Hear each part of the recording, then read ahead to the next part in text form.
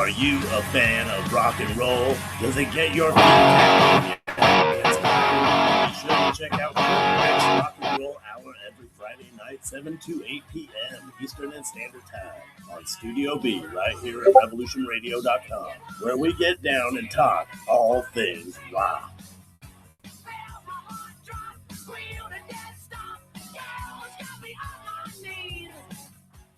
This is the people's war.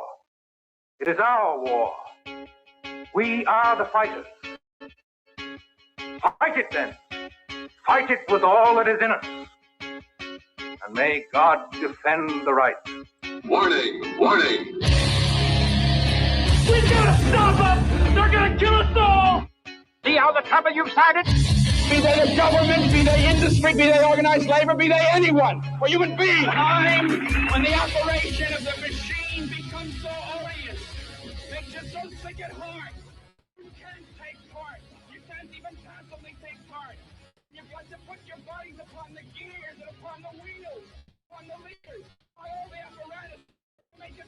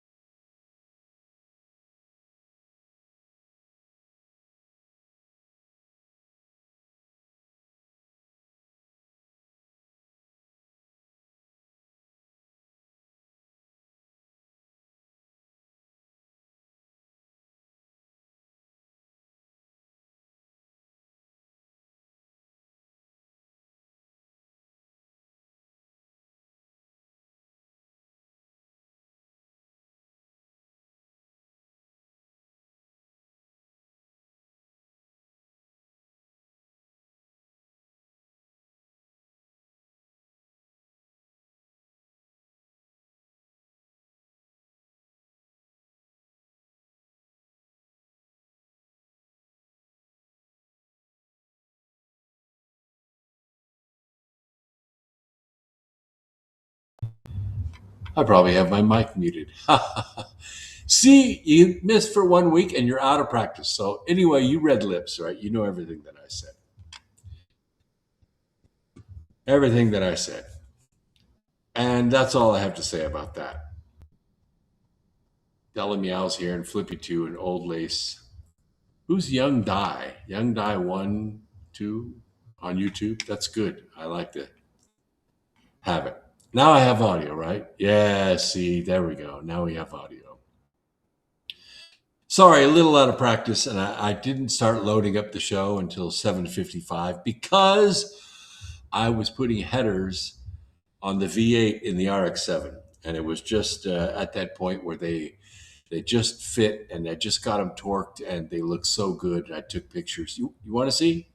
Okay, hold on 1 second, because I took pictures. But I can't upload them, but I can show you what it looks like. Okay, I don't know. Let's try to put this up here without glare. But you can see the headers on that motor, right? Yeah. That is a V8 where a V8 is not supposed to go under the hood of an RX-7. Yeah, 540 horsepower of raw angriness. Anyway, that's what I was involved in. So sorry for the hasty start. Not sorry. It's my show. I can start it any way I want. If I want to start it in silence, I will start it in silence. Yes, there's audio now. You can hear me, right? Everybody can hear me? Give me a thumbs up. See, Old Lace, she's got audio now. Brad, there's audio. You want me to add the echo? You didn't get the echo because I started up. Okay, I add the echo. So now you can hear me. Okay. No.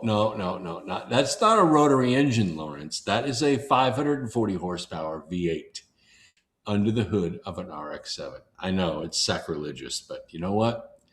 That's what we're trying to build. Yeah, see, 5x5. Everybody's good. Okay, let's start out because we got a little bit of ground to cover. Not that anything has happened since last week, right? I can tell you a little bit about the conference. It was well attended, over 100 people there. For Mount Shasta, a little town of 4,000 people, occasionally you get regulars that come, people that live local and they like to come to conferences and hear the outside speakers come in. But we asked the question, how many people, this is their first time at Mount Shasta? 75 people raised their hands. Now that's really unbelievable. Jonathan Shalimar outdid himself, brought brand new people to Mount Shasta, and we gave them an unbelievable conference. It was unbelievable. Everything went really, really great. It was called The Calling, and I debuted my presentation on the body in the soul. It's never been seen before. I've done it here at the house to myself a few times and timed it. But it's the first time I ever did it live, and it was very well received. So I may record it and put it up on the website so you all can see it. And no, I won't charge for it. Just need to get the word out. Yeah, that's right, Lawrence. So we can smoke tires and cigars. That's the idea, to break traction anytime you want. That's what's fun about driving a car like that. K.O. Kelly's here. Tupac Sugar's here. Supernova Brad is here. JJ Nevada is here. Good. All right, so let's talk about, I call this Dead Can Dance. Dead Can Dance. The U.S. Treasury Department stopped nearly $100 million in federal payments that have been going out to dead people. Yes, dead people. And you know what? Those dead people, they were cashing the damn checks. Oh, yeah. The department's Bureau of the Fiscal Service found that the money was set to be sent to ghosts after reviewing 885 million payments totaling $2.7 trillion. Since March of 2025, the Trump administration's screening of the funds has reportedly uncovered more than 4,900 payments worth about $99 million that were associated with dead payees. The person died, and the relatives just kept the checks coming, baby. Mama's still getting that check. Let's just keep cashing it. Nobody at the government was paying any attention, or maybe they were. Payments intended for deceased individuals often get a red flag. They are returned to the originating federal agencies for review before any of the money was paid out. The department added that it has used the federal government's Do Not Pay program, which verifies the recipient's identity, eligibility, banking information before sending out federal payments alongside other newer verification tools. But last year, after President Trump ordered his administration to cut waste, fraud, and abuse in federal spending, like what president doesn't say that, right? We're going to cut, waste, fraud, and abuse, and they just increase it. It's estimated that some 70%, upwards of 70% of the national debt is fraud. I know what I would do if I was Scott Bessent. I would declare it fraud, and I would say that debt is null and void. We are not paying it. We're not paying it. And let them sue. Let them sue. Let them try to prove that we owed the money. Yeah. Treasury has delivered on a key promise to stop improper payments and fraud before the money leaves the Treasury and strengthen the integrity of the federal payment system. Oh, there's some people out there crying about this. And the VP, of course, J.D. Vance has a task force to eliminate fraud. And unlike the other VP we had, Kamala Harris, who didn't do a damn thing that she was assigned, J.D. Vance takes this very seriously. And this new safeguard addresses a long-standing vulnerability and helps ensure every dollar the federal government spends reaches its intended recipient. Treasury will continue efforts to modernize the federal payment system, strengthen safeguards against fraud and improper payments, and protect taxpayer dollars. There's a lot to this, because people have been ripping the taxpayer off for a long, long time, and we've just let it go.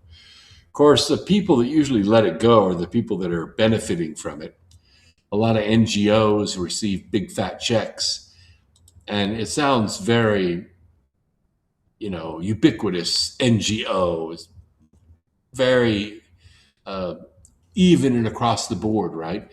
But when you go to look into who's running the NGO, it's usually a relative, a niece, a nephew, a brother, a sister, a wife of the politician that's approving the funds that goes to that NGO.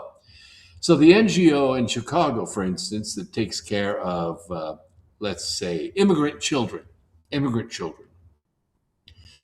$600 million a month. I'm not shitting you. $600 million a month. And the person that's running it is the wife of the person that's appropriating the funds. That's kind of crazy. Nancy Pelosi sits on the board of this company as well. Where do you think $600 million goes? It damn sure doesn't go to taking care of homeless or indigenous people who are immigrant people who happen to be in Chicago. If there were 600 million of them, they'd get $1 a month, but there aren't, right? Somebody is laundering a hell of a lot of money. So the department now projects a net benefit of $330 million from reducing improper payments made to people who have died. But what about the people that don't belong here? What about the people that don't belong here? While I was gone, they were talking about shutting off all the bank accounts of all the illegal aliens. You can no longer have a bank account. Well, I don't think that's really a big deal because I think most of them don't have bank accounts anyway. You see them all the time at the gas station paying cash for their gas in advance. But there are a lot of Americans that do that too. The working poor do that. They don't have bank accounts because they bounce checks all the time. So they just, deal with their expenses in cash. Oh, Tupac Sugar says, East Tennessee is like a tropical rainforest up here on the mountain. Yeah, it's been that way here in North Carolina, too. It's been like right close to 90% humidity every single day. And, when the temperature gets up at 92, 94, 95, 90% humidity is a tropical rainforest. You'd think after me planting all this grass around the estate here, that it would be growing like mad, but it isn't. I don't know why. I don't know why. We put good soil in the backyard. We smoothed it all out. We packed it down. We sowed the grass. We covered it in straw. And maybe a fifth of the grass is actually coming up. The rest is just anemic. So I said, okay, let's do something different in the front yard. I bought the highest quality topsoil that you can buy in North Carolina. $750 for a single load of dirt. We spread it out, we packed it down, we put the grass mat on it, and we'll see what happens. Yeah. I would like it to get started before, fall comes. And we're getting into the really hot months now. Late July, August are usually always every single day above 90 degrees here in North Carolina. But it's not as hot as Florida. You go down to Florida, it's 95, 96 degrees, and the humidity is probably 120%. It doesn't have to rain. It's in the air. You're breathing the water. It's rough.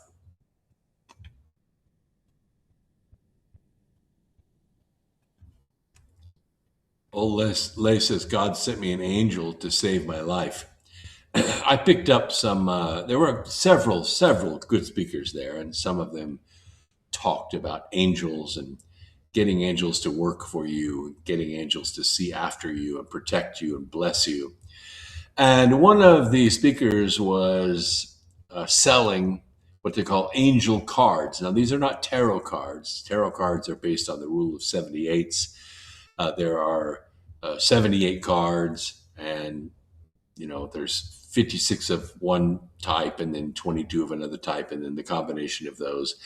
But tarot cards are kind of like, Ouija boards or something. It's very iffy to deal with them. And people that will read cards for you will interpret the cards for you. And it's very, I think, gypsy kind of stuff. But the angel cards are different. There are 46 of them, no mathematical combination involved here. And what you do is you think about the question that you want to ask, or the task that you want to accomplish that might require some supernatural help. And I'm not talking about whipping karma on somebody or something like that. Just something that you need, something you need removed, something you need generated, something you need covering you or protecting you, health or whatever.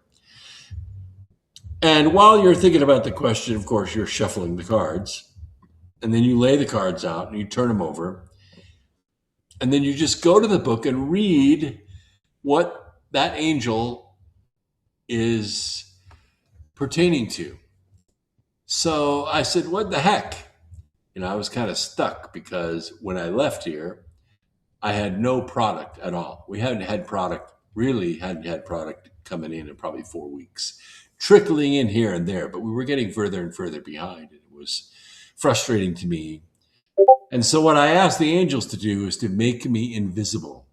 Make me invisible to HHS. Make me invisible to U.S. Customs. So my packages just come right on through. Nobody opens them. Nobody cares what's in them. Send them through because I am saving lives. It's a righteous endeavor. It's a righteous endeavor. It was a righteous question. So I laid out the cards. I read what the angels had to say. And basically I said, oh, that's nice.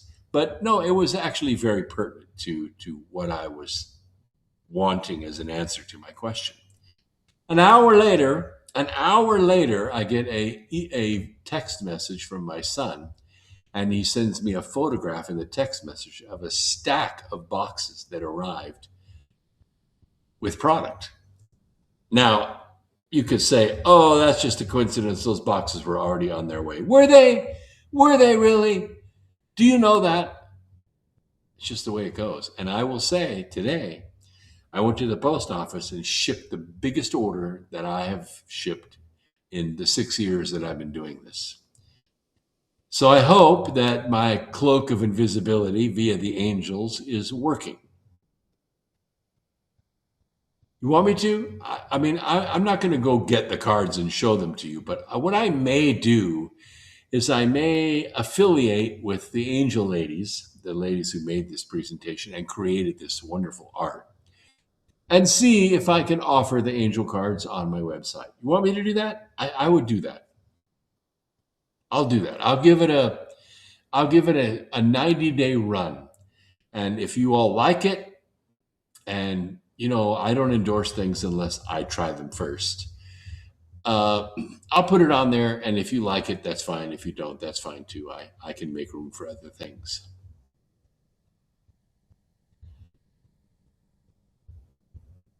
All right, let's talk about Iran.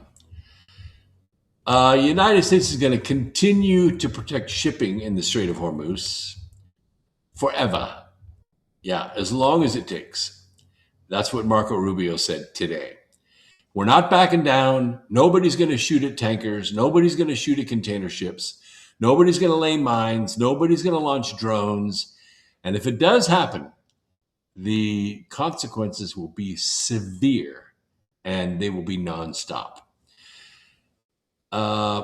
Rubio was speaking to the Association of Southern Asian Nations Foreign Ministers. He was in the Philippines. And he said the Trump administration remains open to diplomacy, but we're not going to tolerate Iranian attacks on commercial shipping through one of the world's most critical energy corridors. Now, you might ask yourself, what's the end game here? I mean, some of the reporters are out there asking, what's the end game? What's your plan? And of course, the State Department and the Department of War are not going to come out and say, well, this is our plan. No, they're not going to reveal that. They're not going to reveal that. So the reporters are trying to flush them out and trying to basically fight with them on live TV. But it's not really going to go anywhere because they're not going to reveal the plans. Now, while I was at Mount Shasta, I met with all kinds of people. I met with people all over the world. And one of the small group was a group of Persians. Yes, they were there at a spiritual meeting, very Christian, very open, talking about Jesus and angels and all kinds of wonderful things. And they were Persians. And they told me that the Persian community that they come from, and they are refugees, but they've been here in the States for a while. The Persians are 100% behind Donald Trump, 100%. They told me that the Islamic forces that have been ruling Iran only make up 5% of the population. Can you believe that? Can you believe if 5% of our population here in this country tried to oppress Americans, how far that would go? That would not make it till Thursday. Why? Because Americans are armed, and we don't put up with that shit. You try to rule over us and tell us what we can and cannot do, what we can and cannot wear, what clothes we can wear, what dance we can do. You're going to die. It's just not going to happen in this country. But that's what the Islamic radicals have done in Iran. And the Persians don't like it, but they're not armed. They can't do anything about it. Now, do I want an armed civil war in Iran? No. I don't wish rage on anyone. But and what happened when they hit the streets and they said, we're not going to take it anymore? Well, they just opened fire on them. They mowed them down, 40,000 of them. And the ones who were injured, they followed them to the hospital and killed them in their hospital beds. It's very convincing. It makes Persians want to leave the country and go elsewhere. And that's what they have done. And they said, unless we actually take apart the Islamic leadership of Iran, it's going to stay this way for the next 2 or 3 generations. Rubio said, we remain open to working it out in a negotiated way, But right now, they don't seem serious about that. And so we're going to continue to protect the shipping. And what does that mean, actually? Well, let me just open that up just a little bit, what that exactly means. What it means is that the Iranian IRGC and the ones who were supporting the mullahs, or part of the mullah oppression of women and children in Iran, they don't want to give up, but they control the press. They control the national narrative, which is sort of like controlling ABC and NBC in this country. They don't want to air the president live because they don't like the president. Is it legal? Maybe not. I mean, when the president is going to speak, all media is supposed to carry it. He doesn't have to invoke the Emergency Broadcasting Act and take over all the stations and preempt all programming so that we all hear the president. He doesn't have to do that. It's understood, except by ABC and NBC. So they really hurt themselves. But what we're really trying to do in Iran is to secure an unconditional surrender. Let me say that again. What we're doing in Iran is to secure an unconditional surrender of the Islamic forces that have been holding Iran by force for 47, 48 years. Now, what does that mean? Well, there are no terms to this, okay? There's no like, okay, we get the money and we get a toll on all the ships going through, and if we don't get the toll, we get to mine it, and if the mines don't work, we get to shoot drones at them, and anybody that gets in our way as far as extorting money from the ships going through the Strait of Hormuz. Those are the terms they want. And those are not the terms that the State Department is willing to hear. And so when they say they don't seem to be serious about that, that's what they mean. The Iranians are saying, well, sure, we'll agree to a ceasefire, but we need these terms to be met. Well, you don't get it. It's unconditional surrender. Unconditional surrender means you don't get to negotiate terms. He said, at the same time, we are going to, when the opportunity presents itself, degrade their ability to target global shipping. In other words, they're going down to air rifles. They're taking out every drone launcher, every fast attack boat, every mine layer, every airplane, every radar system, every bridge. You will not be able to move your shit around because we're taking it all out. And that has been going on 24 hours a day for the last 11 days. And I don't know very many countries out there that can take, now in wars past, 11 days didn't mean a whole lot. I mean, that was a front, right? We fought. But the way we fought war back then was to carpet bomb, right? The Americans would go by day, the British would go by night, and night and day we carpet bombed cities that had factories and factory workers and streets and dams and power stations. We carpet bombed them. Every single plane held 10,000, 20,000 pounds of bombs, and they just dumped it. And we had factories running 24 hours a day making those bombs. And carpet bombing is, hell, that's inhumane as far as I'm concerned. You kill everything in sight. You know, what you do is you create mass migration of refugees, women, children, old men, old women. I mean, just you drive everybody out. We don't do it that way anymore. We don't need to carpet bomb anymore. We know what the target is, and we know how to hit that target precisely, exactly, with very little collateral damage. Rubio argued that Iran violated a previous memorandum of understanding that called for free navigation through the strategic waterway. And when those commitments are not kept, which is what happened in this particular case, then there will be consequences. And that's what we call justice. Now, you know, I describe this all the time on this program, and if you're new to the program, maybe you haven't heard it before. There's a few hundred of you out there listening live. and maybe more on Revolution Radio, because there are people driving home right now on the West Coast, and they're listening right now through iHeartRadio or TuneIn Radio or one of the other radio apps. Welcome to the program. But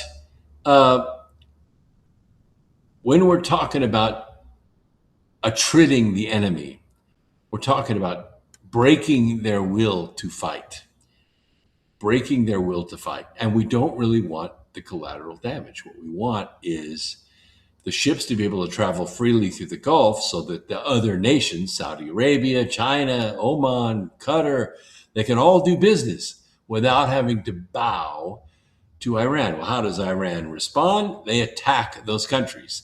They attack Oman. They attack Kuwait. They attack Iraq. They attack the United Arab Emirates. They attack them with drones. And do they have precision weaponry? No. They don't care what they hit. Hotels, hospitals, schools, it doesn't matter to them. They don't have the technology to be able to guide their munitions. They just launch their munitions. Now, there are a couple things that scare me about this, because some of the areas that they have attacked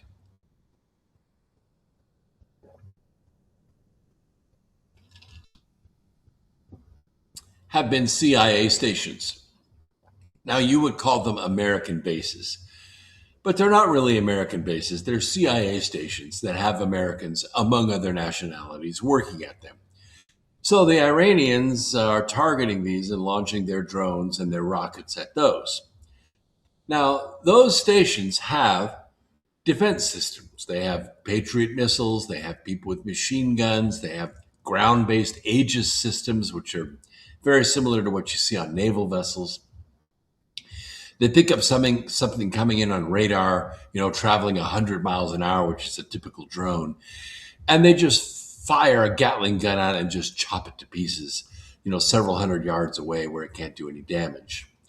But the drones manage to outsmart a little bit of that, hit a target, maybe not their target, but a target, and we've lost some soldiers. Now, just think about that for a moment, because that's kind of the motivation for Trump hitting back so hard. We're going to kill 1,000 of you for every one you kill of ours. We're going to make you pay. And the president was at the reception of these bodies coming back in coffins with flags draped over them. It wasn't just a ceremony to him. He felt it. He talked with the families. And he was mad about it. But all of that is war. All of that is conflict. Iran doesn't want to be brought to heel. The IRGC doesn't want to be brought to heel. Iran wants to be free the way they were in the 50s and 60s. They want to be back to where they were or better. I think they should erase the name Iran, and they should declare themselves Persia again. And they should say, we are not going to listen to the 5% of the country that is Islamic in this country anymore. That's going to take a little bit of backbone and a whole lot of force, but we're willing to do that. But there is this idea that the IRGC is going to shoot back at somebody. They're going to shoot back at the CIA stations. They're going to shoot back at somebody. Now, if you believe me when I say that, you may not know that we know that there are around 600 of these attack drones in Cuba, Iranian attack drones in Cuba. That's what we know. I suspect there's somewhere around 2,000 of them or better. There's nothing like spending global money, British money, oil money on cheap Chinese weaponry, and even modified by Iranian engineers. And those Iranian engineers have traveled to Cuba and set up the drone stations, just like they did along the Strait of Hormuz, just like they're launching against the CIA stations in the Middle East, in Cuba, training Cubans to do it. Of course, the difference is that Kuwait is quite a distance from Iran. all the way across Iraq to get there. Qatar has their own defense system.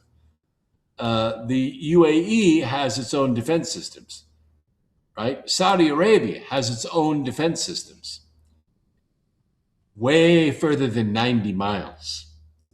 So with, let's say, 2,000 sophisticated attack drones, and these drones are not just suicide drones that fly over and dive bomb into, an Olympic swimming pool. They're also bomb dropping drones. So they can fly a drone over and they can actually drop ordnance and then return the drone back to its station to reload. Oh yeah. I would venture to say, and this is just mere speculation on my part, but I don't think Miami has nearly the sophisticated defense systems that these CIA stations do. I know there's no Patriot batteries down there. I know there are no Aegis systems. There's nobody sitting 24 hours a day on a 50 caliber machine gun watching for drones in Miami or Fort Lauderdale or maybe Pensacola because there's an air base there, but they've never actually been attacked. Or Mobile, Alabama, right? Or Sarasota, or Fort Sumter. If the Iranians wanted to hit back and not just hit Kuwait, not just hit Qatar or UAE or Saudi Arabia or or Oman, but hit the U.S. from Cuba, how do you think that would affect the election?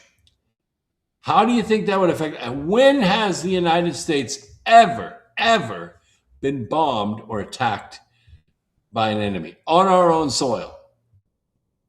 Anybody in the chat room know? I mean, the Japanese may have fired a few rounds at Southern California or Oregon, but there's never been an invasion. There's never been a bomb run over the United States. There's been terror.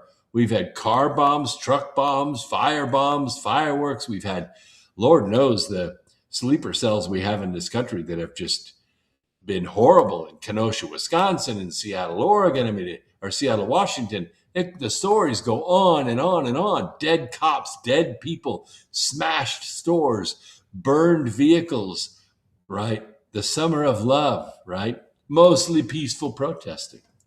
But we've never been bombed from the sky.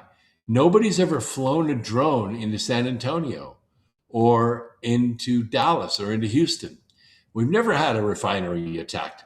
And what about 22,000 active oil rigs in the Gulf of Mexico? You didn't know there were many, right?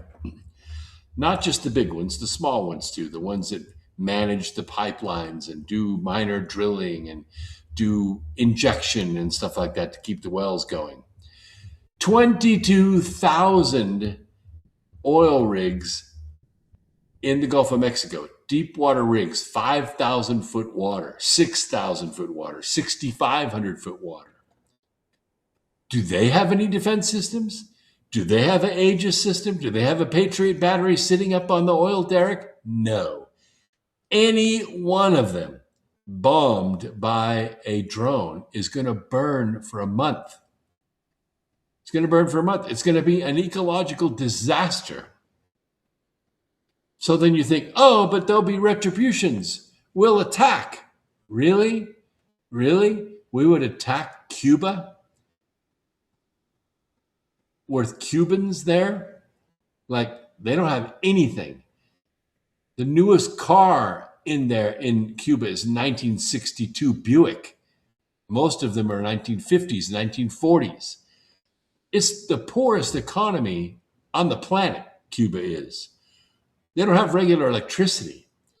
They have one brand of beans in the store, when the store has beans. You really going to attack Cuba? How's that going to look in the midterms? Oh my God, the mighty United States has attacked poor, defenseless, unarmed Cuba. You get it? You understand now? Now you see why Rubio and Hegseth are prosecuting the way they're prosecuting?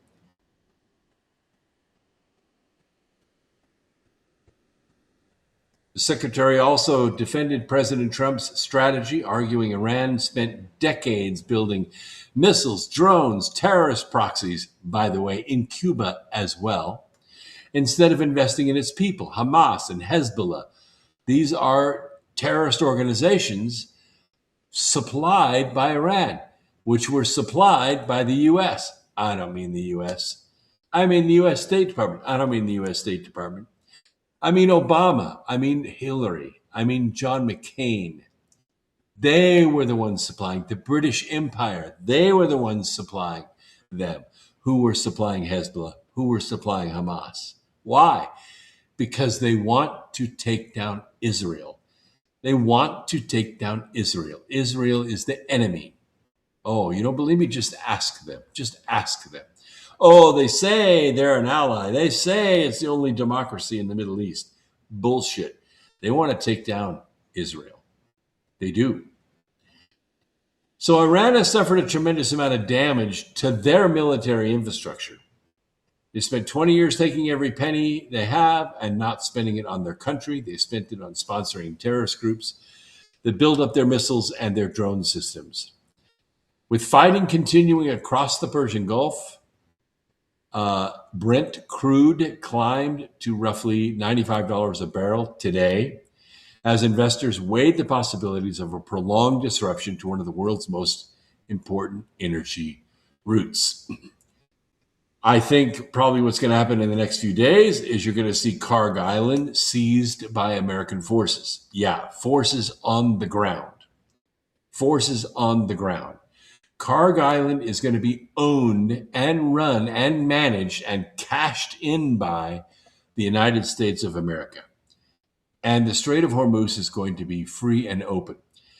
Now, also, the countries of Oman and Iraq just approved, and that's, by the way, one of the things that the president of Iraq was talking about with President Trump while he was here, building a pipeline. They're going to build a pipeline, not to fill up oil tankers in the Strait of Hormuz, not to fill up tankers at Kharg Island, to bypass that altogether. And if you go back and look at the conflict in Gaza, you will see that next to Gaza is the Golan Heights. The Golan Heights is the site of the richest oil deposits in that part of the country. I mean, I won't say it's richer than Saudi Arabia, but it's rich. Who owns the land? You really want to know who has the drilling rights in that area? It's Putin, Russia. Russia owns the drilling rights in that area. So if you push the people living in Palestine out of this region, you now have the ability to build a pipeline from the Golan Heights across the Mediterranean Sea or under the Mediterranean Sea to southern Europe. That's kind of what Russia was doing with their pipelines going from Norway through the fjords, supplying Eastern Europe and Germany, by the way, with cheap natural gas. It was a great deal for Germany. Germany didn't have to make anything on their own. They could just buy cheap gas from Russia. Of course, they were talking smack like how they're going to go defeat Russia again. They're going to go to war against Russia again. But President Trump flushed them out at the UN and said, how can you stand up here and talk smack about Russia and not allow them to join the G7 and make it the G8, because that's really what it should be. And at the same time, you're buying gas from them instead of building your own reserves and building your own energy sources. And they just laughed at him. They laughed at him. Well, how ridiculous can that be? And then Victoria Nuland blew the pipelines up, shut off the gas supply. What happened to Germany? Well, they froze their ass off, and they're still freezing. And they still don't want to fire up their old plants, gas or coal or nuclear. So if all this is about energy, President Trump has the right idea. Just seize it. Seize it all, and don't let Iran, don't let the IRGC bank any of the money. Take all the money, take all the oil, take all the money, and carve out a fund for Persians.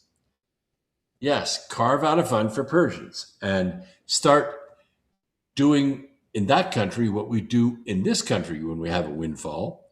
You write checks. You write checks to the individual Persians. Oh, watch for it to happen. You think the IRGC is going to go around and confiscate all the money that ends up in Persian bank accounts? Now they can go shopping. Now they can buy a car. Now they can pay their rent. Now they can put their kids in college.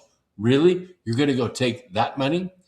Yeah. Persians are going to end up with cash from the sale of oil because it's a national asset. And it's not going to go to the mullahs, and it's not going to go to the Islamic faction that's running the government. It's going to go directly to the Persian people.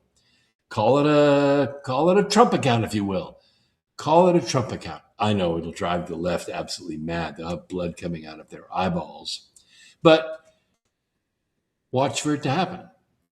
A revenue stream built to feed the people of Persia with money from the national revenue. Yeah. Well, thank you very much. It is a good idea. I thought of it.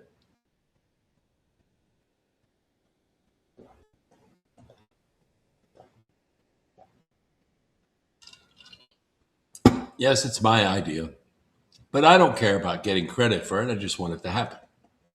Anyway, very good conversation with a group of Persians in California, refugees, all the same, but fully aware of everything that's going on and supporting it all the way. So don't listen to the naysayers. It is working, and it will continue to work. Yeah, Tupac Sugar. They get Russian beans. I don't think they grow beans in Russia. They grow wheat in Russia, but I don't think they grow beans in Russia.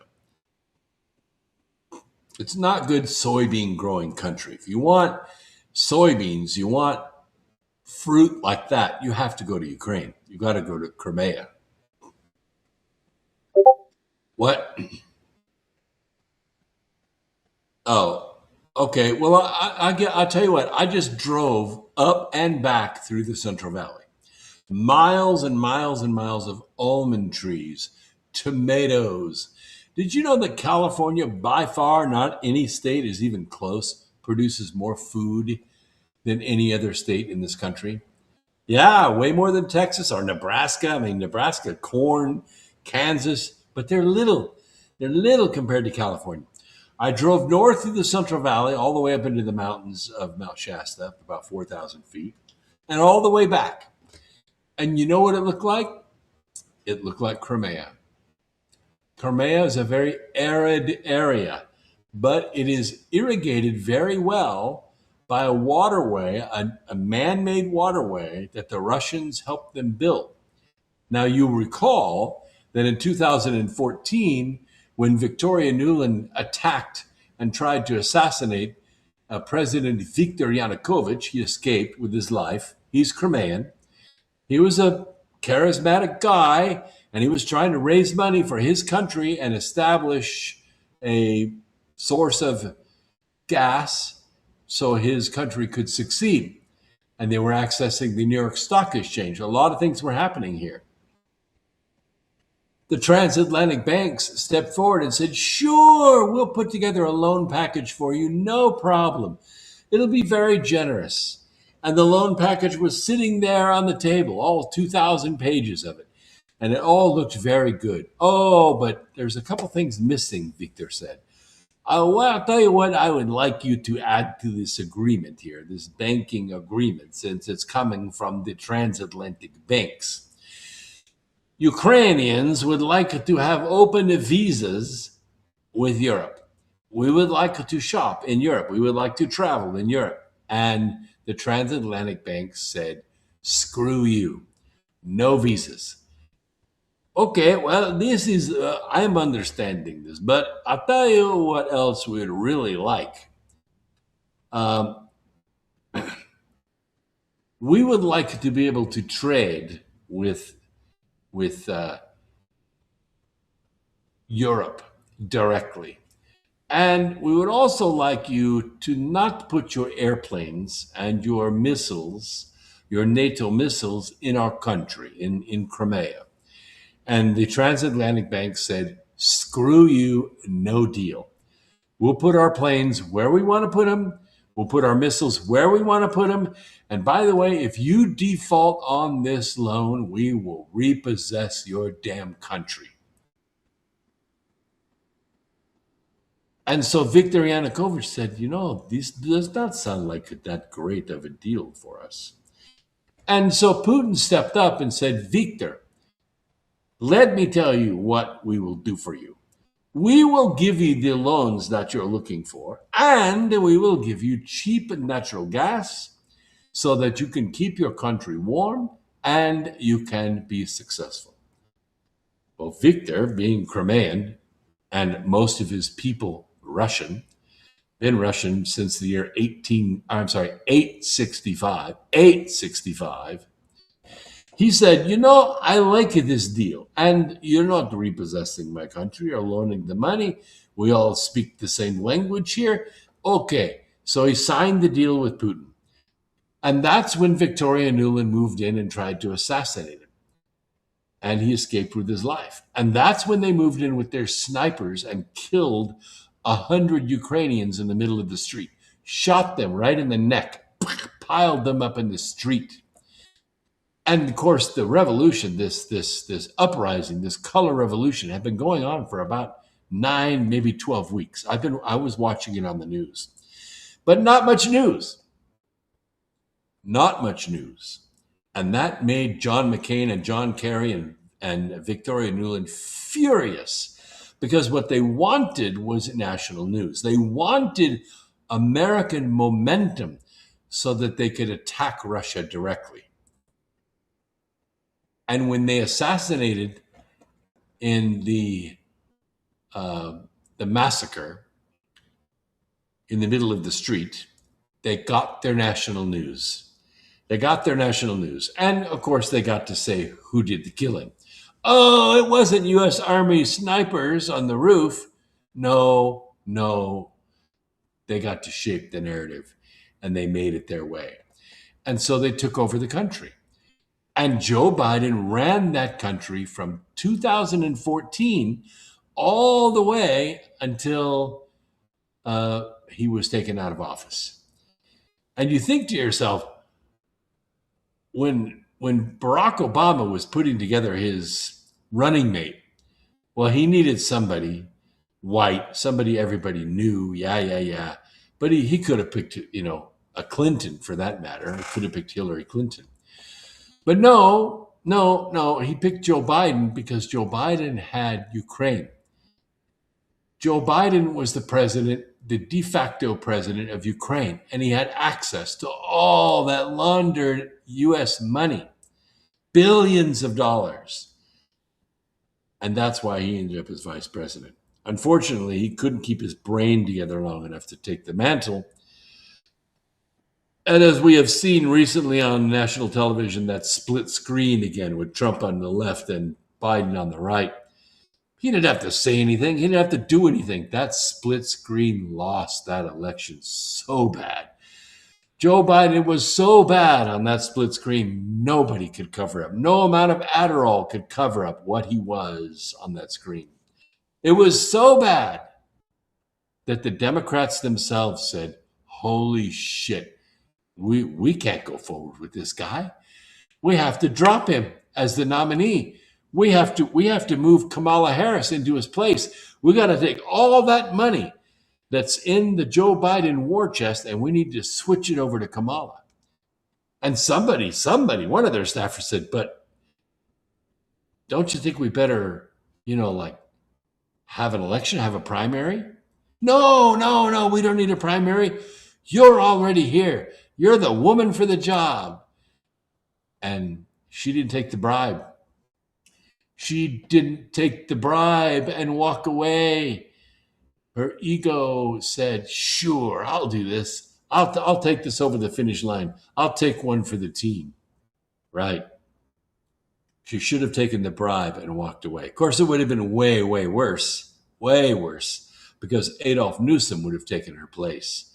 And Adolf Newsom, for all of his dyslexia, for all of his lying and his baggage, don't worry about that. ABC would pack all that away. You would never see that shit. Adolf can speak on his feet. Adolf can smile. Adolf can look good for the cameras. Kamala cannot. And that would have been a disaster. If she would have taken the bribe and walked away, it'd be a very different fight today. I will tell you that right now. But I just wanted to let you know the Central Valley of California is like Crimea. It's arid but well irrigated. It's very, very fertile, and the people are doing wonderfully well, notwithstanding an occasional drone attack from the Ukrainians. We hate it. It's a reality, but it's a big country, and they can't blow the whole thing up. Yes, they have one of the richest shale oil deposits on the planet, right there in Crimea. And they also have the eighth wonder of the world, the Kerch Strait Bridge, which goes straight to Russia.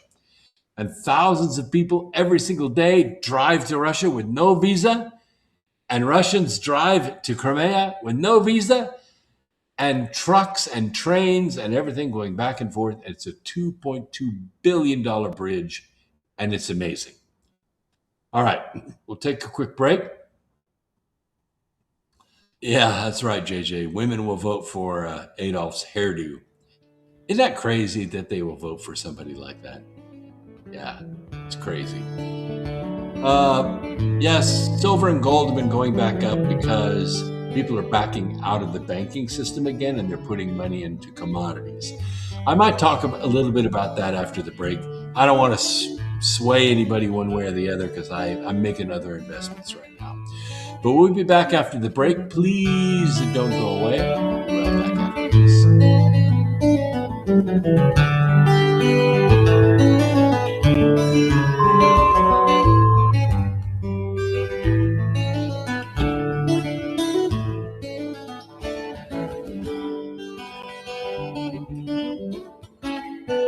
Listen to Revolution Radio at freedomslips.com, and we'll be right back after this message.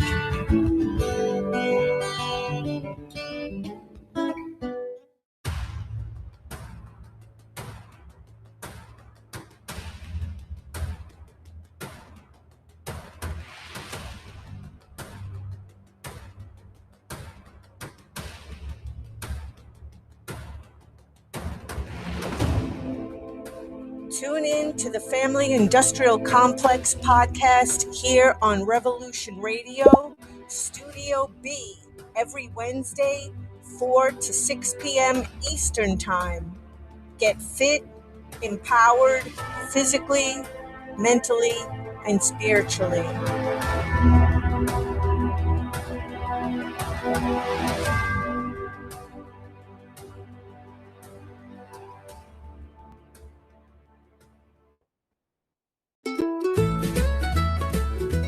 Rooster has crowed out the opening bars of a new day. You've dragged yourself out of bed. You turn on your device. You want to know what's going on in the world. But you're hungry for a topical show that serves up those breakfast headlines just that little bit differently. Do you like your early morning news the way you like your eggs over easy? Served with slathers of salsa-like sass? Do you like those first headlines of the day to deliver a punch as powerful as that first cup of joe? Join Mitchell Bupp at his breakfast table for Revolution in the Morning, where he will digest, dissect, and dismantle those new day's national and global news headlines with razor-sharp relish. Find Mitchell here at revolution.radio every Monday, Tuesday, Thursday, and Friday morning, 8 to 10 a.m. Eastern on Studio B. Through everything, we have to remember that we have more in common than not in common. And to find this common ground, tune in to Conversations with Eagle Flower, Wednesdays, 4 p.m. to 5 p.m. Eastern Time on Studio A. Because we come to this table of life to learn in the best possible way and experience this gift of life from our mutual Creator. So let's learn together and build our best future with Conversations with Eagle Flower. Wednesdays, 4 p.m. to 5 p.m. Eastern Time, Studio A on Revolution Radio.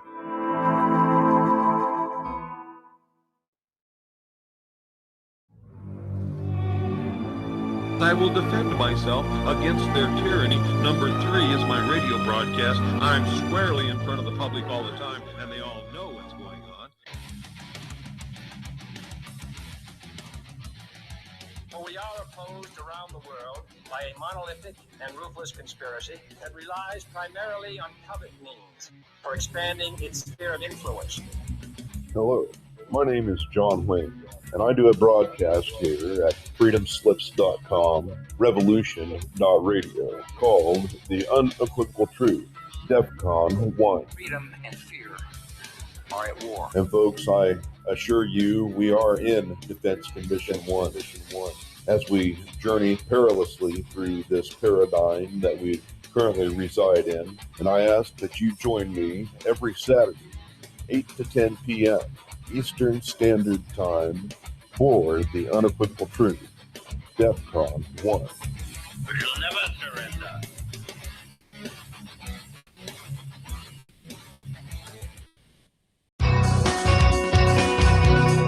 Thank you for listening to Revolution Radio at freedomslips.com. Any commercial advertising you may hear in this program is of the sole discretion and benefit of the host of whose program you are listening to. Revolution Radio does not endorse any commercial products, nor does it accept monetary compensation for on-air advertising of commercial products, nor will it ever. We are and shall remain 100% listener supported. Any product advertising on this program are considered used at higher risk, and Revolution Radio shall not be held liable for any claims or damages received from any product advertised within this program. Revolution Radio, where information never sleeps.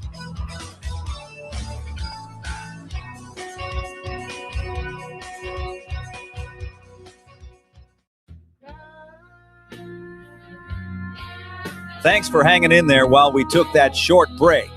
Now back to America Free Radio with host Brooks Agnew here at Revolution Radio.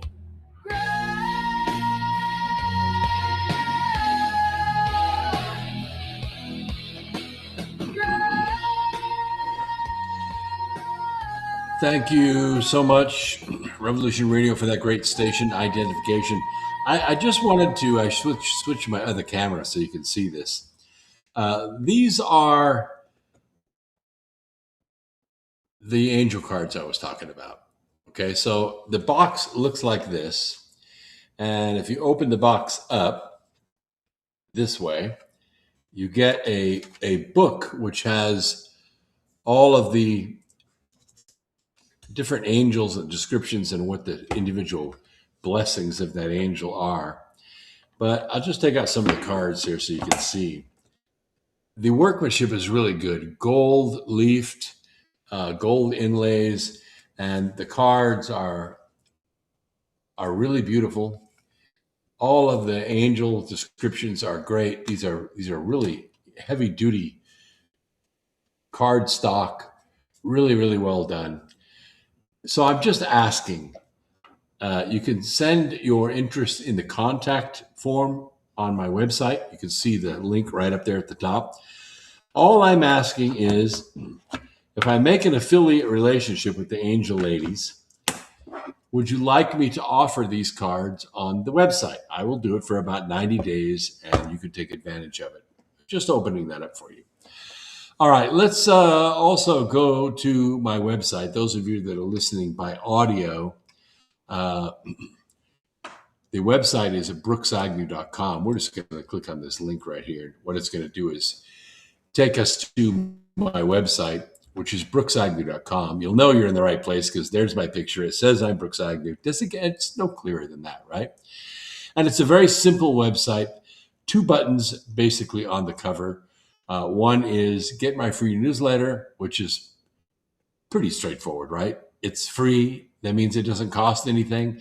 I send it out every Wednesday and every Sunday. You can delete it, but thousands of people open it and click on the link for the program, share it with their friends, speed it up. cut through it to the main points, like cut out all these commercials. And the other is Ivan Roxy, Fenben, and Meben with no prescription. Now, as I make very clear, we don't sell medications of any kind on this program. But if you want to know how to get them, I can provide you access to ivermectin and fenbendazole and mebendazole and hydroxychloroquine without a prescription. If you're interested, click the Buy Now buttons and you'll see how that works. All right, let's get back to it because we have stuff we have to talk about. Oops. I just messed up. Hold on a second. I clicked on the wrong thing. Just give me a second. I got to bring Revolution Radio back on. Just give me a second here. I have to log back in and everything. All right, whatever. Hold on one second. And we're back. Okay. Now Revolution Radio is back in the system. I didn't mean to do that. Sorry about that, guys. I hit the wrong button. It's okay. Give me a break. I've been on vacation for a week. All right, let's get back to it because we have stuff we got to talk about. All right, let's go back to face here because I just wanted to show you those cards. And that's the extent of my commercials today. All right. I want to talk a little bit about birthright citizenship. It's a big deal, and the Supreme Court is going to hear the case again. You can make that petition within 25 days of a SCOTUS decision. I think they're going to, given the new evidence that they didn't cover during the arguments on the president's side. And I think that maybe all we got to do is switch one vote and we'll have it. But Representative Andy Ogles from Tennessee, he's a Republican, he has a new act that he is trying to pass. It's called the Anchors Away Act. It is probably going to clear the House, but it's probably going to run into that same 60-vote ceiling in the Senate. That's why John Thune needs to fire the Senate parliamentarian. Oh, by the way, somebody said repeal the 19th Amendment. Were you trying to get us all killed, man? You realize that more than half this country are women and that women outvote men usually in elections? Yeah, the 19th Amendment allowed women the right to vote. If we took the 19th Amendment and repealed it, we would not live out the day, I'll tell you. It would never be ratified. And we'll talk a little bit about the 17th Amendment here in just a little bit too. Anyway, the Senate parliamentarian has to go away. She is a real impediment to the Senate being successful. The IRGC is laughing all the way to their graves at your bloviating con man. That's my troll. His number's Lawrence 13949. Pay no attention to him because he is suffering from a disease called cognitive dissonance. Ogles is a member of the House Financial Services and Homeland Security Committee, both committees, and he holds that children born on U.S. soil to parents unlawfully or temporarily present are not citizens at birth. But the 6-3 ruling in Trump versus Barbara disagreed with that. So his bill, Mr. Ogles' bill, is kind of a workaround. He said, I think this bill, or some version of it, could certainly pass in the House. And of course, the real issue is what will the Senate do, if anything? And here's what the measure. It amends the Immigration and Nationality Act to redefine when a child born in the United States subject to the jurisdiction of the country and would bar entry to pregnant foreign nationals whose primary purpose is to secure U.S. citizenship for a child by giving birth here. Ogles cast birth tourism as a national security threat, centered on China. You have Chinese elite, communist elite, going to Guam, coming to the homeland. They have a baby. Now that child is eligible for U.S. citizenship. That child is then taken back to China, raised as a communist, and then raised to hate this country. Offered an unverified estimate that roughly 1 million Chinese have been born in the United States through such schemes and could one day run for president. And if that doesn't scare you, that a nation who hates us has literally sent 1 million babies here to get U.S. citizenship for the sole purpose that someday they'll have a candidate in the White House. They already have them in the Congress. They already have them in the Senate. Ogles drew a hard line against granting legal status to people already in the country illegally, warning that any such move short of full reform would function as amnesty. By giving them a legal status without comprehensive reform, it becomes a gateway or a pathway to citizenship. Yeah. You all would be smiling today through a nuclear cloud if it was not for Donald Trump. So, Blue Max, Lawrence, go get a life. Get out of my chat room. Nobody's going to pay attention to you anyway. I don't have an administrator or a moderator, or you would already be gone. Let's see. Work visas are fine, but anyone seeking citizenship must return to their home country, apply the right way, and stand in line like everyone else. We're seeing it all over the country where people are getting driver's licenses. They're automatically signed up to vote, even though they're illegal. If you don't believe me, I accessed the jury duty database, the jurors database, nationwide database of all states. And what I'm finding totally amazing is that in 2025, more than 455,000 people in this country were called for jury duty who were not citizens. Where do you find people to call to jury duty?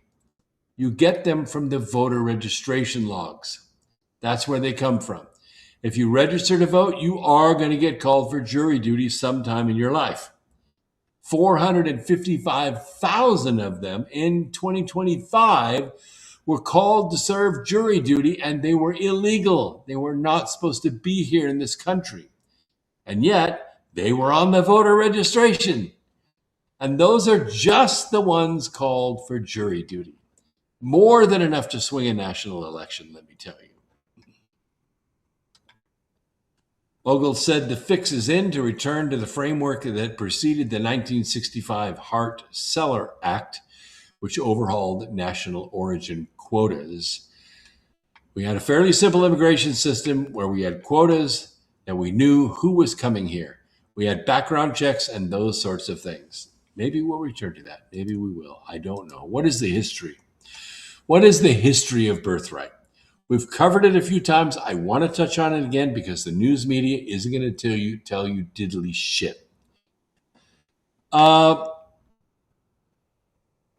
Barbara, in this lawsuit, held that President Trump's executive order was unconstitutional by locking in birthplace citizenship's definition from a much older case than what is called the Wong-Kim Ark case, the new Citizenship Act that resulted from this lawsuit. Mr. Wong was born here in this country to illegal Chinese. He grew up in this country. He went to school in this country. He owned a business in this country. He had children in this country. And he went back to China to visit family. Now, this is in the year 1898, so it's a ways back. When he tried to return to the United States, he was barred entry because at the time we had an anti-China Immigration Act that was on the books. And he said, I am not immigrating. I was born in the United States, right? I'm from California. I'm from San Francisco. I am not from China. He sued and he won. And this Mr. Wong Kim Ark won against the United States in 1898. And it laid out 3 categories of people whose children are not automatically citizens, even if they're born on American soil. The executive order was unconstitutional for going outside those 3 categories. But within those 3 categories, any needed fix only needed to be by law. And that means Congress can pass a fix. Banks could have taken the easy way out, either reading Barber as a loss or arguing any fix must be constitutional and thus impossible in today's polarized age. Instead, he took the harder path, legislating within the 4 corners of precedent. If the Supreme Court says birthplace citizenship is governed by the Wong Kim Ark case, then Wong Kim Ark's own exceptions are fair game. So what are they? Well, Brett Kavanaugh wrote a separate opinion explaining that while he agreed with the majority's result, it would not require a constitutional amendment to change the law to deny birthplace citizenship to more people than just the 3 categories flagged in Wong Kim Ark. This law fits within Kavanaugh's conception and may be enough to pull another justice from the majority as well. What does that mean? What were the 3 categories? Well, we're talking about these categories of people who are born here but are not subject to this jurisdiction of the United States, and thus they're not birthright citizens.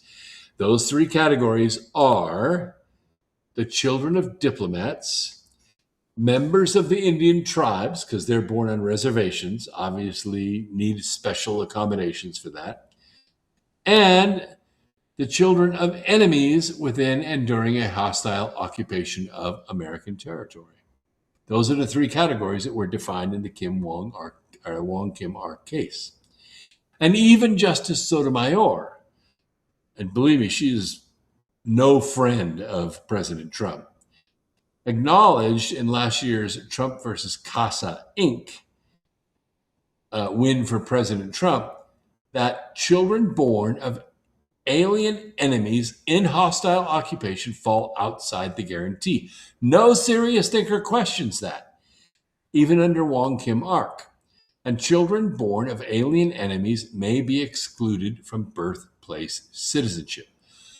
But the critics are going to say the question is one of scope. Okay? Skeptics insist the invading army exception reaches only a uniform force whose occupation has so displaced American authority that the government cannot exercise its jurisdiction over the territory. Not very likely.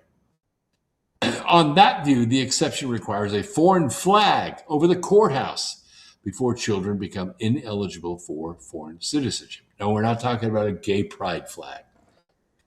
Where the United States still governs, everyone born here is a citizen. That argument sounds intuitive, but it does not survive contact with the Supreme Court's own war powers jurisprudence. If you consider the 1942 case, 1942, what were we in the middle of? World War II. Well, it turns out there were 8 Nazi saboteurs. It came ashore from U-boats that they had scuttled in Long Island and Florida, carrying explosives to attack American infrastructure. They were not an army. They didn't raise a flag. They were abandoned, in a uniform, and they occupied no territory, so they didn't qualify under any of those terms. They arrived as individuals in secret, disguised as civilians, precisely the profile the skeptics say the invasion exception can't reach. We can't touch those people. And yet, a unanimous Supreme Court had no difficulty classifying them as enemy belligerents subject to the law of war. and it upheld their trial by military commission. One of them even claimed American citizenship. The court held it made no difference. A citizen who joined the enemy's hostile incursion was an enemy belligerent soldier. So, you Antifa people, beware, because there is court precedent for taking this same kind of action against you. What if one of the Quirin invaders fathered a child during his covert mission on American soil? Would anyone seriously contend that the newborn was a citizen of the United States? The 14th Amendment does not mandate such absurd result, and such a child falls squarely within Wong Kim Ark's exception for the children of enemies engaged in hostile incursion. But the United States never lost criminal jurisdiction to prosecute the Nazi infiltrators. We found them, we tried them, and we hung them dead. Yeah. If subject to this jurisdiction means only the physical power to catch and punish, the Nazis and their hypothetical children would have been as subject as anybody in this country, for sure. But invaders with allegiance to a foreign enemy, they're not subject to American jurisdiction in the 14th Amendment sense. The citizenship test was never solely about territorial control or raising a flag over a courthouse or wearing a uniform. It required a statute to make American Indians birthright citizenships, even though they could be prosecuted if they committed crimes on American soil. That's the insight animating the Citizenship Act. The line that matters under Wong Kim Ark is a recognition of an invader or invading force. A Nazi spy owes no obedience to the United States, whose dominion he has invaded, than any division does. Wong Kim Ark fixes the citizenship guarantees boundary on the nature of the entrant, and so those categories, Congress holds the authority to define citizenship's scope. Now, another benefit of the Citizenship Act proposed by Senator Ogles, Congressman Ogles, is that judicial review is constrained in the contents of what the Supreme Court has called political questions. And designating an invasion, especially when that designation is made by the political branches in concert, is an apex political question and thus should be irreviewable or unreviewable. Courts lack the constitutional authority to second-guess that judgment at all. Judge James Ho explained that whether a surge of illegal entry amounts to an invasion is a political question, not a legal one. I think it's pretty plain on your face. There are no judicially manageable standards for deciding when an influx of unlawful migrants becomes an invasion. That determination belongs to the political branches, not to judges. Well, I'm not a judge, I'm not a political branch, and I'm telling you it's an invasion. When 20 million people walk across your border uninvited and take your shit, it's an invasion. Judge Ho defended a governor's declaration under Article 4.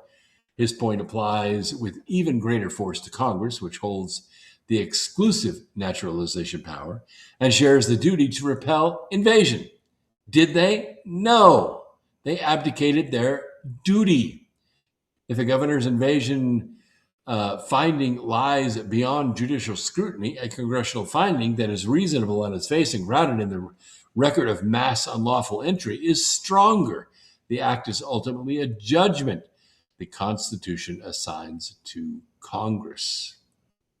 So Senator Banks has offered a text and precedent-bound response to a decision his opponents assumed had ended the debate.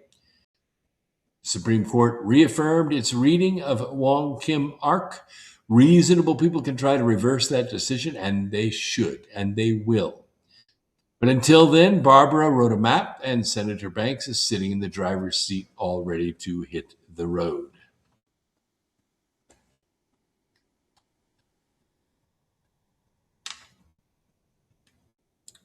Well, I'm glad you voted the right way, Blue Max, but your comments are really not welcome among my listeners.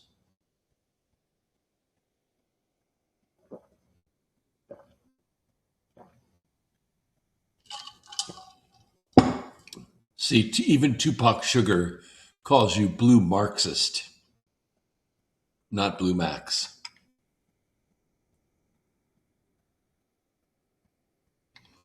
All right, let's talk a little bit about nuclear power. It's a big deal. My formal degree, my undergraduate degree, is in nuclear chemistry. I did my senior project on ITER, I-T-E-R, which is the facility that is being built in France to compress plasma and create fusion for the purpose of energy. I don't think they're ever going to finish it. They weren't finished with it when I graduated. They're not finished with it now, and I think they're about $40 billion away from even getting close to finishing it. It's a city. It's a bloody city. I don't think productive fusion can be done on this planet. I think the technology for fusing helium-3 has to be done on the moon. I think it could be done in a bottle of 5 gallons in volume. It doesn't take something the size of a town to compress plasma if you don't have much gravity and you have no atmosphere to worry about, and you have plenty of helium-3 to work with. So the Trump administration today said it would evaluate putting nuclear energy projects in federal waters as part of its agenda to expand domestic energy production and speed deployment of advanced nuclear technologies. I don't know if you caught this or not, but earlier this year, Trump invested in fusion technology. DJT's stock, if you need to find it, you can put in the letters into your Schwab account or your Mass Mutual account, and you can find it. I truly believe that the package level reactor is not only practical but vital. And they want to put, of course, nobody wants this in their backyard, right? So it's very hard to build a package reactor, even a local one. Even if it would just supply a data center in a small town. The federal hoops that you have to jump through are nothing compared to the state hoops that you have to jump through. So he's evaluating putting nuclear energy projects in federal waters as part of its agenda to expand domestic energy production. The Marine Minerals Administration, which oversees development on the U.S. Outer Continental Shelf, said it signed an agreement with the Nuclear Regulatory Commission to coordinate oversight of potential offshore nuclear projects. Makes a lot of sense to me. Lots of cold water, no real estate that you have to worry about, make tons of power with a 3.5-year fuel supply and cable it straight to the shore. The announcement is the Interior Department's latest in a string of moves aimed at opening federal waters to industrial activities, space launches, mining. Seafloor mining is hard to do because the equipment really hasn't been developed to drive around on the bottom of the ocean and gather up all the minerals that are there. Iron, tin, all this kind of stuff is sitting on the ocean floor. It just needs to be gathered up and concentrated. The announcement is the Interior Department's latest in a string of moves aimed at opening federal waters to all of these things and to block development of offshore wind farms, which are not efficient at all. The agency said they would cooperate to respond to industry requests, though no commercial projects are planned that I know of. I know there are some that have been tentatively designed, and they're certainly capable of building them. President Trump wants to quadruple U.S. nuclear power capacity by 2050 to meet power demands that are rising due to the expansion of data centers. I'm with him on this. Submerged reactor systems have been safely deployed in naval applications for 50 years.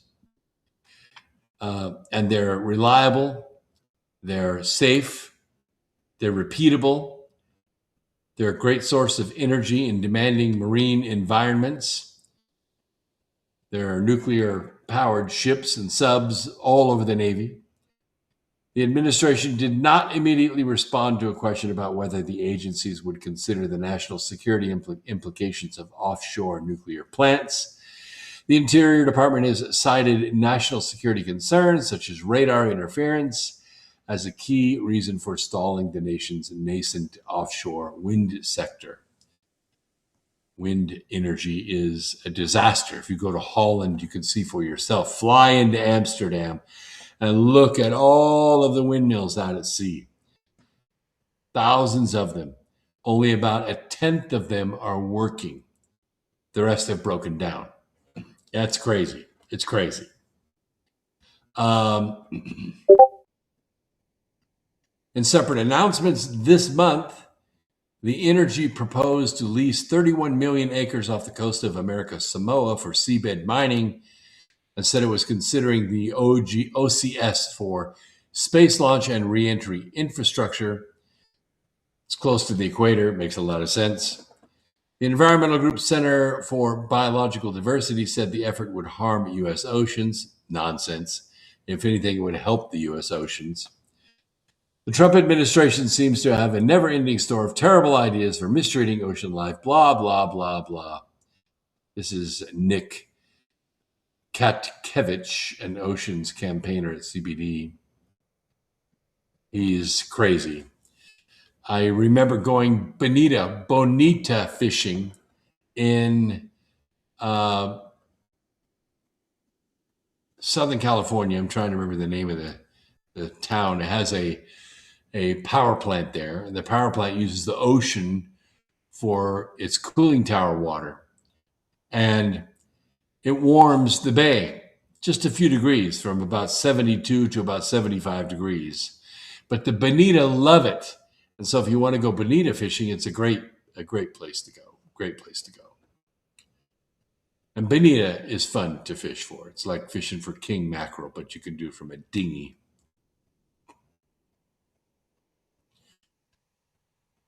It doesn't really matter where they're going to be located. What matters is the package is already designed, and all it takes is seawater to cool it. And it will run for about 30 years. 30 years on one load of fuel. Pretty crazy and pretty safe.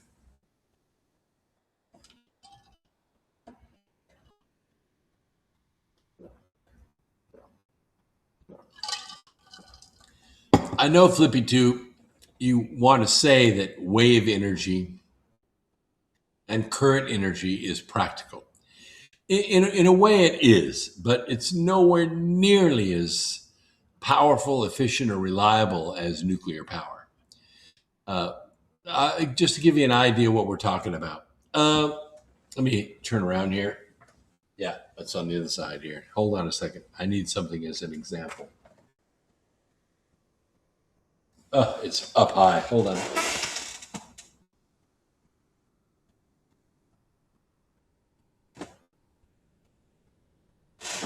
All right. So I have this selenite ball, but I can demonstrate this for you. If this is the ocean, and it's waving up and down, and this is a floating ball, let's say 30 feet in diameter, what it's going to do is go up and down like this. Now, if you take this and you cable it to the ground, and you give it a crank or a actuator that's going to go up and down with this, it's going to work to turn a generator. And that's how this is going to generate electricity. Now, there are a couple ways to make this more efficient, and that is when the wave goes up, you hold the ball down and you let the wave get to the peak, and then you release the ball. So instead of riding on the surface, you're actually submerging the ball for a moment and then letting it go. It has a lot more power that way, a lot more power. And wave generators do a nice job when there are waves. There aren't always waves. Sometimes the waves are very high, and sometimes the waves are little tiny swells. But the mechanism is when you're doing the work of trying to hold this ball down, that's the work. And the ball is working against the mechanism that you have that's turning that generator. That's where the work is done. But it isn't that much. You're only talking a couple of tons of pressure. And if you have a whole bunch of these turning on one crank or several cranks, it could be reliable enough for a small island, I guess. But when you're trying to generate 60 megawatts, 30 megawatts for a data center and 30 megawatts for the grid, for the local grid, you need nuclear power. You can use natural gas, yes, to make 60 megawatts, you can. But now you're adding two things: a thermal signature, because you have to ignite the gas. The gas has to heat up a boiler to make steam. The steam turns the turbine. You can recover the steam and condense it and reuse it, yes. But the work is being done by the steam basically escaping and blowing onto a turbine. That's the work that's being done. It's, I know, a little bit less or more sophisticated than an old steam engine, but you get the idea. That's a gas-fired turbine. The other thing is that you're creating a thermal signature in the atmosphere. So that is one thing to look at with a thermal camera. And you're also generating a fair amount of CO2, because if that gas is combusted properly, right, you're not going to make much carbon monoxide. You're not going to make much nitrous oxides or hydrocarbons. You really want to make CO2. That's complete combustion. So you're belching all the CO2, which you can sequester if you want to, but you're putting it into the atmosphere, and the plants love that CO2. They just love it, love it, love it. I wish my lawn had some CO2 right now. It's looking kind of puny. But with nuclear, you only get the thermal signature, and a lot of this is recovered.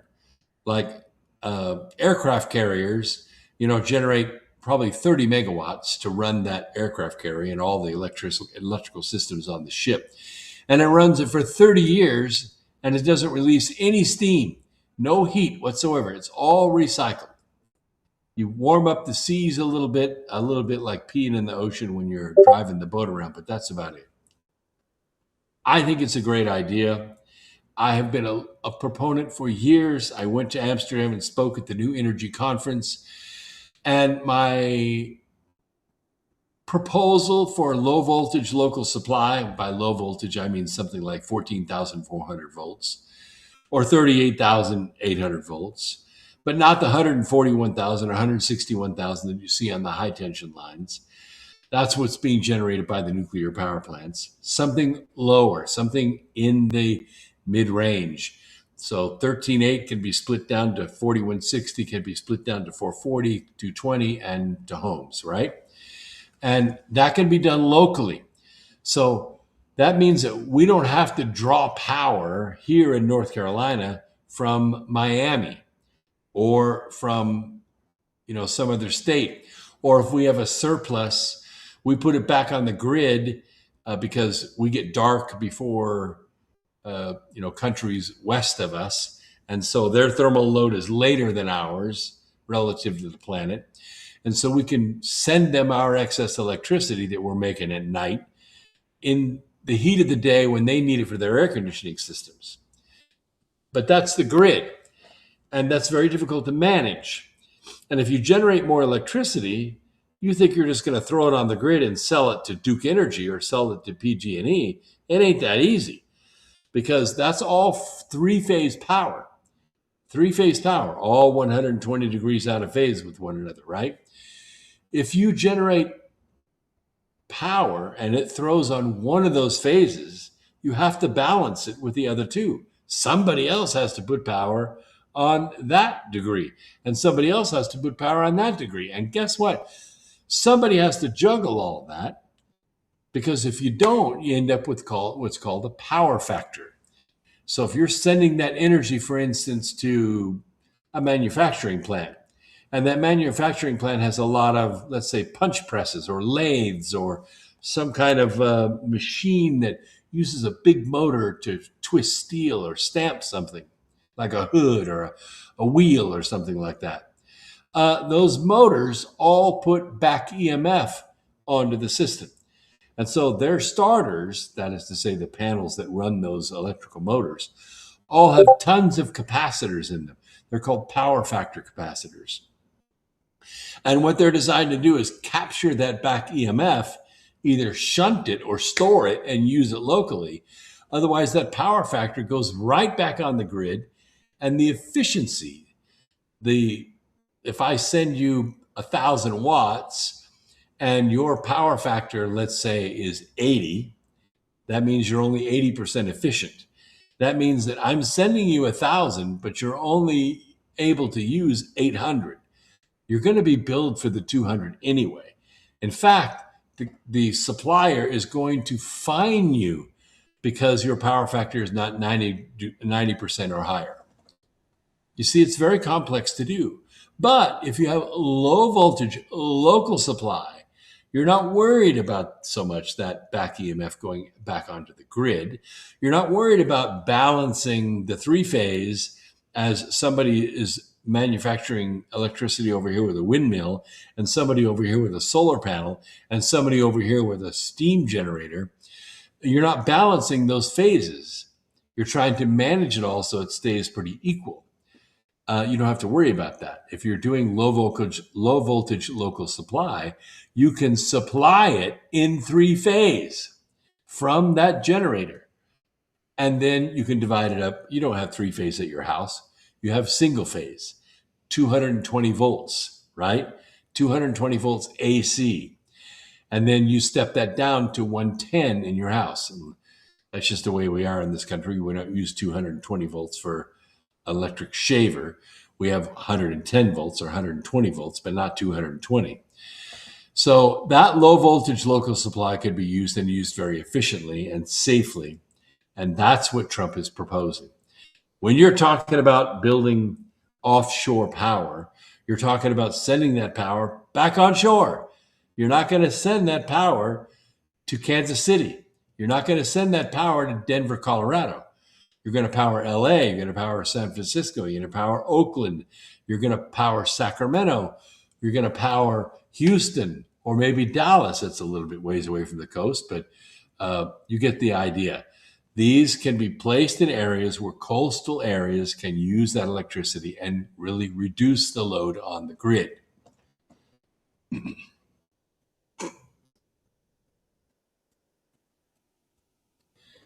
I don't want to talk about that. Whatever you're talking about in the chat room doesn't interest me.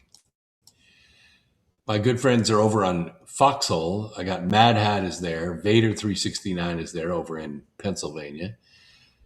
Good to see you, my friend. It was so funny. You know, we have all these handles.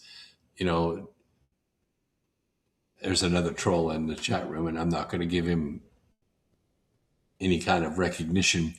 But everybody has handles in the chat room. So I'm at this conference up in Spruce Pine, and it's kind of rural, but it's great because you draw people from Tennessee and Kentucky and North Carolina and South Carolina, and they all go up there to Spruce Pine for the conference. There were 30,000 people there from all over. So I'm sitting there in a chair having a cigar. It's after dark. That day's events are over, and I feel a tap on my shoulder, and he leans forward to my ear and says, "I'm Vader 369. I thought it was great. It was wonderful. Vader and Mrs. Vader were there. It was awesome. It was great. Wow. I have the worst chat room tonight that you can imagine. So sorry, guys. I'm just not going to acknowledge you. Because you sound so vaccinated, okay? You're so vaccinated. Go do something else, okay? We'll talk a little bit about the Tate brothers. They're interesting, I think entrepreneurs, egos, oh my gosh, egos up off the chain. And they ended up using their ego to get involved with some less than scrupulous women who ran a caller line, business. Like what was the old exchange? What was it, 963 or something like that? I can't remember. But you could call and they would charge you by minute. Like you could call and some woman would talk to you all sexy for about 60 seconds. And then they'd say, would you like to hear more? Oh, yes. Well, give me your credit card number. And they would charge you so much a minute, right? And so they would talk dirty to you as long as you're willing to pay. So the Tate brothers were running an operation like this, and they were hauling down some major smack. But the women that were working these lines weren't making the lion's share of the money. They were making some of it, and you've got to think, it's just a voice, guys. These like dating sites or whatever, they don't put the people they actually have on their service on there. They put models on there. Some of them are even AI generated. Oh, they're gorgeous. It's like, oh, wow, I get to talk to that. And, what they get is some 300-pound heifer, smoking cigarettes and talking dirty to people. And the picture that's up there is some, size 2, AI generated doll who isn't going to talk to you. Oh, my gosh. They're not going to talk to you. They're not going to date you. They don't think you're special, but you're dumb and you're willing to pay to have somebody speak to you like that. So the Tate brothers ran this operation, and the British did not like it. They didn't like it. So the Tate brothers escaped England and they went to Romania. And so they're in Romania. They're fugitives from justice. And they order pizza, and somebody figures out the location of where the pizza's going and tells the Romanian police, and they arrest them. They arrest the Tate brothers for human trafficking and rape, all the normal charges, right? Well, they beat those charges and they left and they went to the U.S. They went to Florida. And they just recently got arrested again in Florida, not from the U.S., because we could give a shit what you say on the phone. From England. England said, we want these people to stand trial for their crimes way back in 2015. Hello, it's 2026. There's statute of limitations. I'm talking dirty to people, let me tell you. But they sought an extradition on 38 new charges: rape, sex trafficking, sexual assault, and offenses involving indecent images of children. I don't think that last part is true.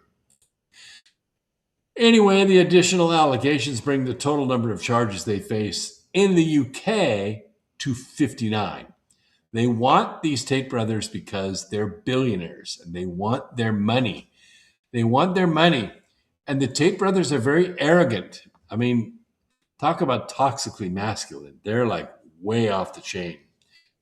The brothers have denied the allegations. They say the case is politically motivated. It is. I've read it. I've watched them for years. I'm not a big follower, but I've watched them.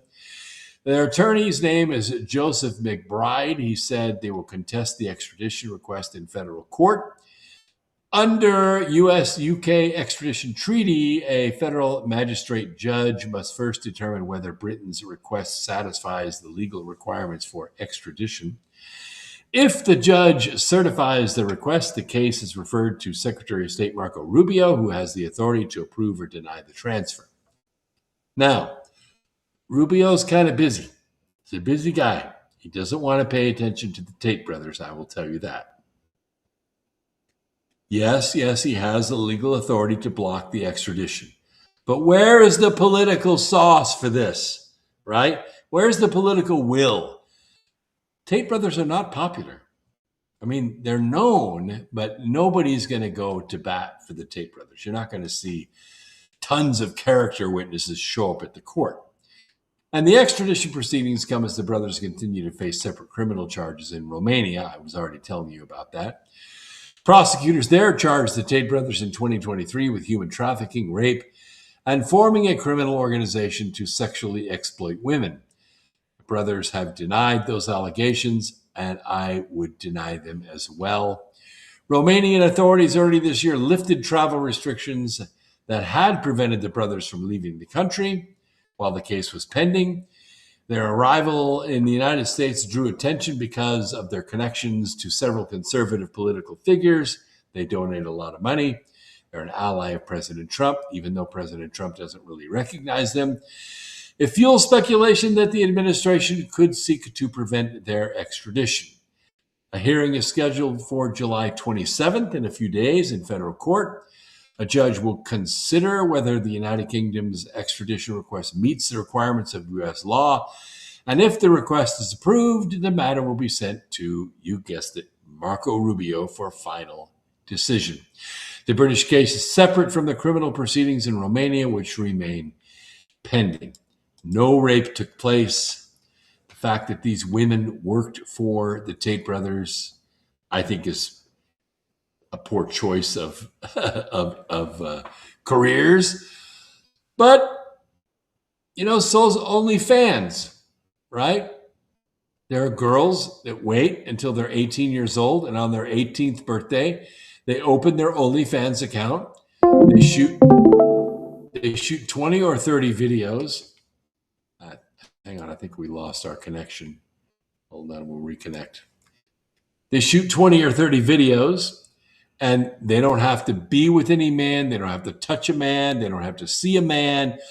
And they'll make $60,000, $70,000 a month.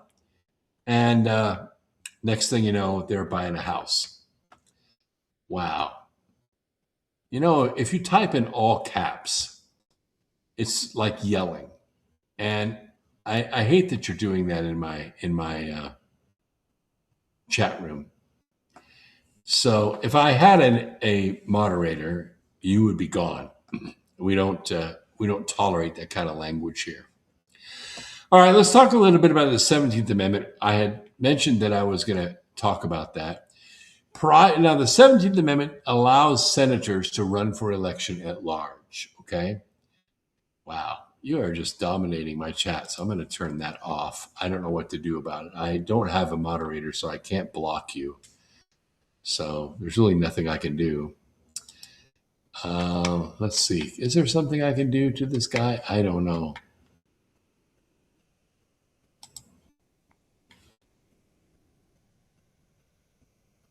I'm not sure I can do anything about it. I don't have the ability to block people in here. I should have, Rumble should provide us a way to kick people out of the chat, but they don't have it. So not much I can do there. I'm sorry, folks. You have to put up with that.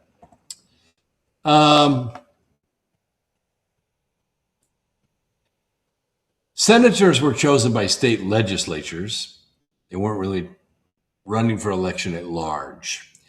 Now, there was a lot of corruption that dealt with this, and it deals with the state of Kentucky. They had senators that the general public in Kentucky did not like. They were corrupt. They were backroom dealers and all kinds of stuff like bootlegging and everything like that. But the state legislature loved them because they gave lots of money to the local politicians, and so they kept them as senators. And so the 17th Amendment was passed because of a statewide clamor for the amendment to allow senators to be elected directly by the people. Now, of course, the issue is that they didn't put any term limits on this. And they kind of felt like, well, the term limits are our election. If we say they go, they go. The problem with that is the money to run a Senate campaign didn't end in the state. It went to other states. It went to other countries.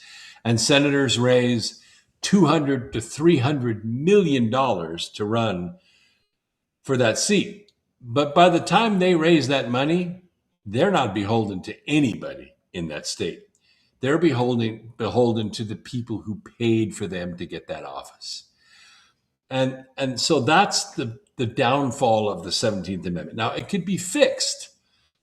We could repeal the 17th Amendment, or we could amend the 17th Amendment by putting term limits in there, saying, well, senators can only serve, let's say, 3 terms, which is 18 years. That's enough for any human being to be in politics, let me tell you. Right now, they can be in there forever, and you can't run against them because the individual parties, Democrat and Republican, they will not allow a person in a primary to draw party funds for that primary run. They have to beat them with their own money. And that's very difficult to do because the incumbent gets to draw money from the GOP, from the DNC, and you can't beat the money. They also have political action committees, which run ads on behalf of not the senator, but the senator's policies, right? And so it's very difficult to beat. So that's why we need to put term limits on the Senate. And I'm thinking 6 years is a decent term, but 3 terms is enough for any man. We don't need senators in that have served 5 terms or 6 terms and die in office. And then when they die in office, their wife gets the position. You see what I'm saying? Yeah, okay. Well, I don't know what to do about the chat room. I'm embarrassed by that, but someday we'll figure out what to do about that. Maybe I'll complain to Rumble and let them give me an opportunity to throw people like this person off. We hate it because we have open, intelligent discussions here that don't involve language like you're using. All right, that's it for tonight's program. My name is Brooks Agnew. I have been your host for the last 2 hours. We'll be back on Sunday night. Don't forget to sign up for the newsletter because you can watch this program and you don't have to listen to chatters like this guy who are obviously a paid communist who enjoys coming on my program and bad-mouthing me. So eat shit and die, you commie bastard. Peace, Earth Explorers. Now go and do great things. Look out for each other. Be good to each other. And look for the good in others and never grow living in every day before long. We'll save the planet. Peace, Earth Explorers.